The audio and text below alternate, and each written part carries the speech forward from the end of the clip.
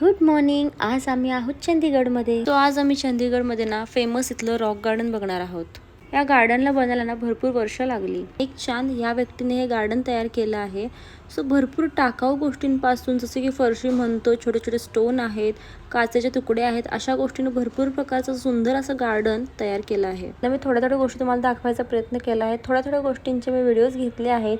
छान होता आत फिरायला. भरपूर पण आम्ही फिरलो, खूप फोटोज काढले, व्हिडिओज काढले.